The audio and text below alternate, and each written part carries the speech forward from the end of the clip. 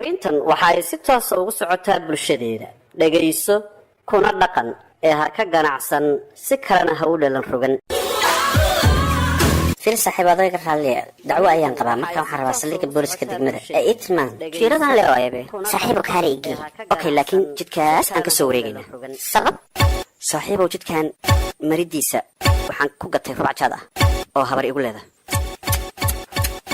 صار صاحب كمر راعي كرو لكن هذا دم لي ورن بلس دم تايدا وحنوك هالشنا يا كودن تيسي يقان أو أن ميل ودوان لهيد ميل دير وسمريني dayntu kuma jirto astaamaha nabadgelyada shakhsiga qofka qaba waa ku dhib kan laga qabana waa u dhib haday jaad tahayna kuma basii jirto habasa ahaatee daynso waxay kugu garaabi karaan bulshada iyo baahida aad la nooshahay